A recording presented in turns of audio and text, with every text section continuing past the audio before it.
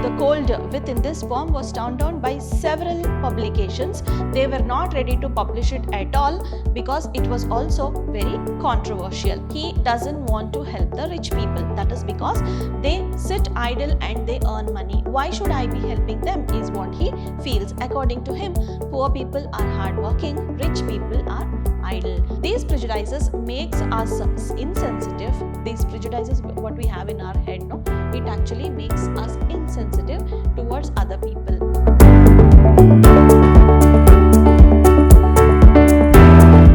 Hello everyone, I am Dr. Shalini, Professor of English, Vidhyaashram First Grade College, the Temple of Excellence, MYSURU. Today we are here to understand one of the very good poems prescribed by University of MYSURU for first sem B.Ca.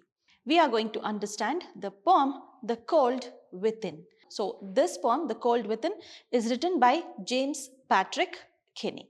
So let us see what is there in today's module. So we are going to understand about the poet first, then we'll understand the title, then the theme, the poem we are going to understand the summary, then we come to the poetic devices, then we'll go to the conclusion. So this is what we are going to understand. Let us start with the introduction of the poet first. So he is James Patrick Kinney. So he is an American poet who has written poems in the 1960s. Although his poems were actually rejected in the beginning because it was too controversial. You can just get an example of how his poems used to be. You can just read this poem. So his poems were actually very controversial, but it gained popularity later rapidly, even after it was being contradictory. So this inspiring poem, The Cold Within this poem, was turned down by several publications. They were not ready to publish it at all because it was also very controversial. Kinney had also written many other poems, but it never got published at all. All those poems were rejected and they never got published at all. It is his son, Timothy Kinney, who is the copyright owner of his poems now. So he has got those poems published, and these poems are, that is, the very famous poems are A Better World, A Glimpse of Pioneer Ways, My New Found Friend, then To My Children, Who Am I, and at last The Secret of Life. So this is what is the introduction of the poet. So coming to the title of it. So the title of the poem, The Cold Within, is a symbolic, it is a lack of warmth. It shows that it lacks something. It symbolizes that it lacks the warmth, the goodness in the feelings and the compassion in human beings that is not there. I'll just tell you what is the theme of this poem. There are 6 humans who are caught, like against their will they are caught. They didn't want to be together, but they were all together in a bleak and bitter cold place. But none of them uses the wooden stick that they had in their hand. All of them had wooden sticks with them.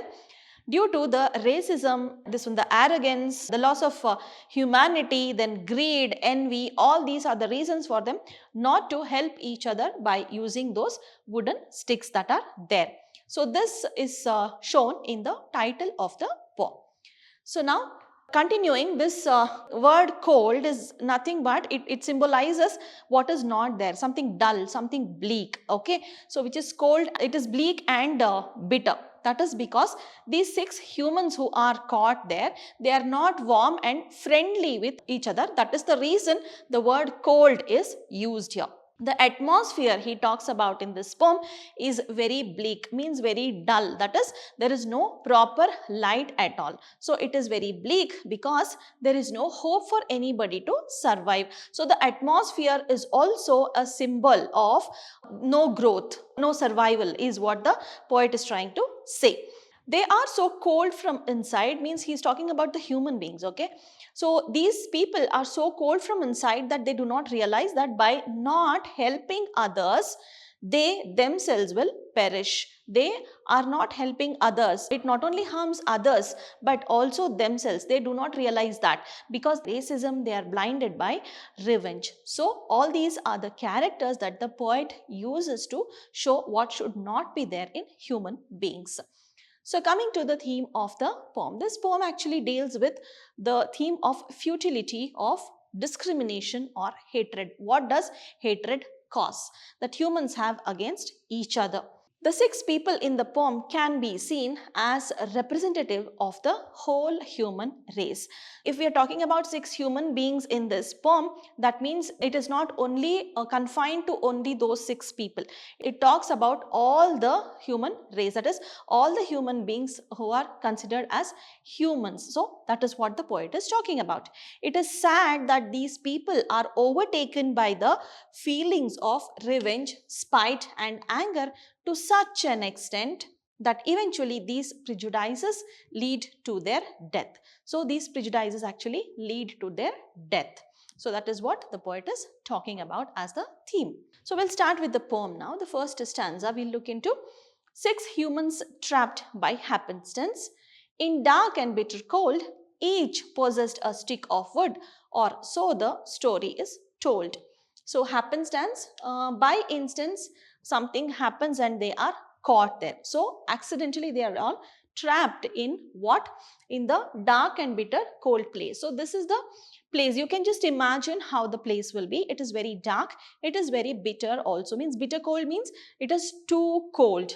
Okay, freezing cold you can say. Each possessed a stick of wood. So each of them has a stick of wood in their hands. Or so the story is told. So now the story is told like this.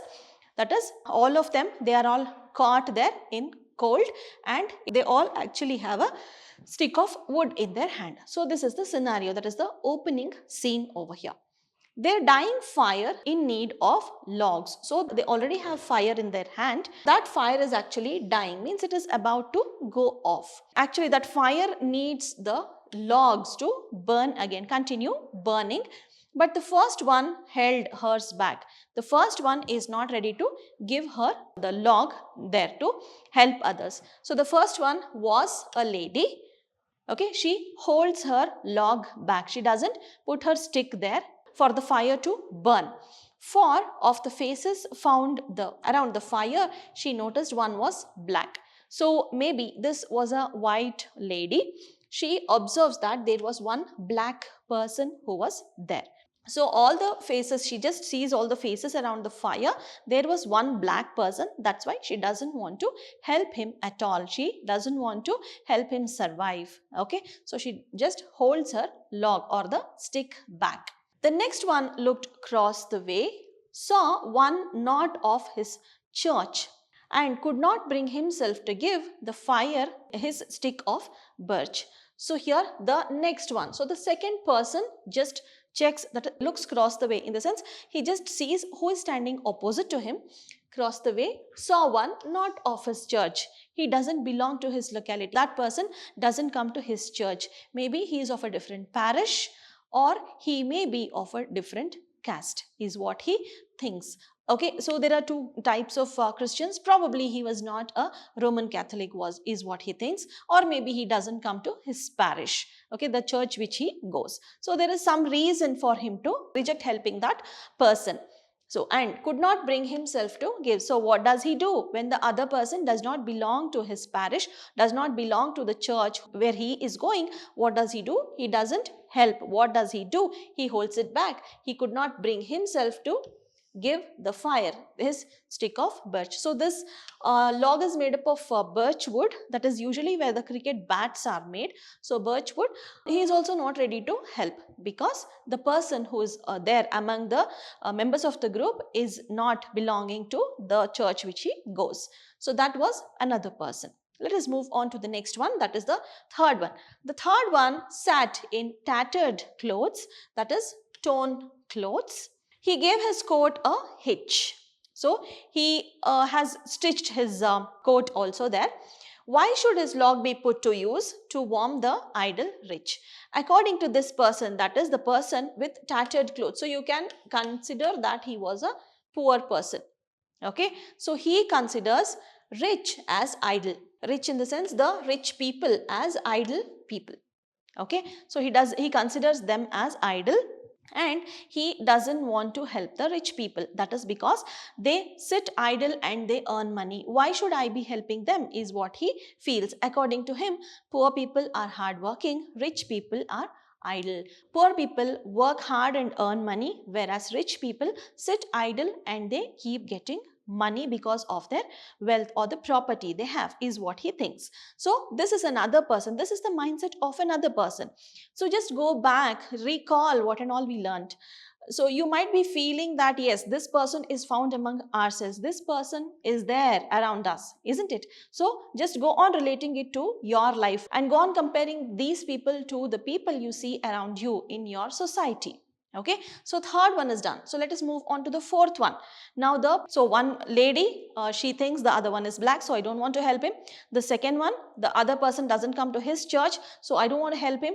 The third one, he is very rich, so I don't want to help him because I am poor. Why should I help him survive, is what he thinks. Now coming to the next part, that is the rich person. The rich man just sat back and thought of wealth he had in store. He just thinks of what he had in store, what and all he possesses. He thinks about his property, he thinks about whatever he has in store. Okay, and keeping all that he had earned. So considering what and all he has earned till date. So he considers everything. He just recalls what and all he has earned from the lazy, shiftless, poor. He compares that to the poor person. Just imagine this person's mentality. That is what he thinks about the poor people. The lazy, shiftless means poor people are lazy. Poor people do not work hard at all. They either just beg and earn money, or they don't want to earn at all. They simply sit and eat whatever they get, is what this person thinks. So now we have seen the poor person also. The rich person has the same feeling towards the poor person also. So here it is. He thinks that poor people are very lazy, so he doesn't want to help them. Next, we'll go to the next person. The black man's face bespoke revenge. You can see the black man is another person. That is the fifth person. It bespoke means it showed, that is, it reflected revenge. As the fire passed from his sight, as he walked there, he just saw the fire. He actually was literally showing revenge. For he saw in his stick of wood a chance of spite the white. Now here there is a spite, means to spite the white means to hate. Spite is nothing but to hate. Okay, so already a white lady has started hating him, isn't it? The same way he will also feel, isn't it? So he is a black person, he also will have the same hatred towards the white person there. So similarly, he also shows off little the revenge to the white people. So white people also hate black people. So this black person also hates the white lady over there. Okay, so this is the next person's mindset. And the last man of this forlorn group. So here forlorn means lonely. So the last man of this forlorn group did not accept for gain. So he also wants something in gain. Okay, he also wants to gain something. When there is nothing, he doesn't want to help anybody. So whenever I am helping somebody, I may think, how does it benefit me? Okay, so what help is it going to be for me, is what he thinks. So like that only this person also thinks. Nowadays everybody's mindset has become like that only. If you are helping somebody, it is with some intention. I'm not saying it with ulterior motive or anything like that, but you will have some reason to help them. Okay, so similarly this person also did not accept for gain. Giving just to those who gave was how he played the game. So what others have given him means, if others have shown revenge to him, he also has given back revenge. Others have shown pity to him, he also has given back pity. But here let me tell you, all other people who are there, they are not warm towards him, they are not friendly towards him. That's why this word forlorn group is there. Group is the opposite of this word lonely. Okay, so forlorn is nothing but lonely. Group is somewhere where you stay together. Okay, so this is forlorn group. So here now he is giving back what others have given him. Okay, so for how he had played the game. So he just tells that he is just playing what others have given him. What they have given him, he is giving them back, is what he is trying to say. Okay, so this was the last person. So now what happened to the sticks? What happened to the fire? Their sticks held tight in death's stilled hands. Now all of them, it is very cold there. The fire has died out by now. The fire has got extinguished now. All of them had their sticks, but by then everybody was dead because of the cold. So their sticks held tight in death's stilled hands.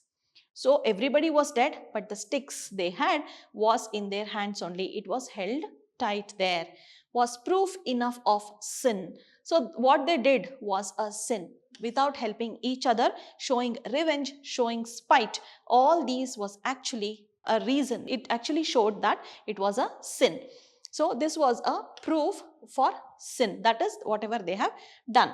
They did not die from cold without. Okay. So they did not die because of the cold that was there, because of the snow there. Okay. It was not the bitter cold from outside that killed them.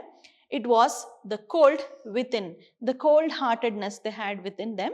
That is the reason for them to die. So they died out of that cold which was there within them. So that is the summary of the cold within. We'll now understand few more aspects that are related to this poem. That is the poetic devices. What is it? First thing we need to notice is the rhyme scheme. We need to give a rhyme scheme to this poem to understand how rhythmic the poem is. So here you can just see, for example, I have taken the first stanza for you to show. They are dying fire in need of logs. So suppose you consider this word and give a letter A over here. Okay, we'll consider the last word. Go to the next sentence, that is the last word of the next sentence. It is back. This does not rhyme with this, so I give a different letter over there. Okay, then come to the third line, go over here, the last word. With what does it rhyme? Logs, back, fire. So it doesn't rhyme with anyone. So I'm giving a different letter. Okay, so now coming back to the last line, that is the last word. She noticed one was black. So here you can see back and black rhyme with each other. So I can give the same letter over here. Okay, suppose this is not rhyming, you are giving a different the letter. So then suppose there was no rhyming word over here, then it would have become A, B, C, D. But here this is rhyming with this. Okay, so you can write that the rhyme scheme of this is A, B, C, B. Okay, so suppose in the exam they ask you what is the rhyme scheme of this poem, that is the cold within, then you can write A, B, C, B. Okay, so it is written both in small letters as well as uppercase letters. So you can write any one of those, preferably the small letters. Okay, so this was the poetic device, that is one of the poetic devices. Next we move on to alliteration. Alliteration is nothing but the repetition, that is very closely the sound is repeated in the beginning of the word. Okay, so how is it? Here it is. In bleak and bitter cold, the burst sound is repeated there. In bleak and bitter cold, so it is very helpful for them to tune according to some tune there. For of the faces, so for of the faces. You need not have to consider this of because it is in the second part. Okay, it is not in the beginning of the word. So here for of the faces round the fire. Okay, so this is another example for alliteration. Okay, so next we'll move on to the next poetic device, that is personification. So this is actually a figure of speech and that gives life to inanimate objects. Okay, so here you can see death is actually personified. How death is personified? Death doesn't have any life at all. It doesn't have any hands. It does not have any proper structure, isn't it? So here you can see their logs held tight in death's still hands. So death actually has hands over here. That means it is personified. It is treated like a person here. Okay, so next we move on to oxymoron. Oxymoron is actually a figure of speech wherein it apparently has this contradictory ideas. Okay, so the contradictory ideas, it appears in conjunction. So let me just give you an example. The last man of this forlorn group. So here group is actually many people are there together, but what does it say? This is forlorn, lonely. Okay, so both are contradictory and this is nothing but oxymoron. Okay, so these are the poetic devices that you had to learn.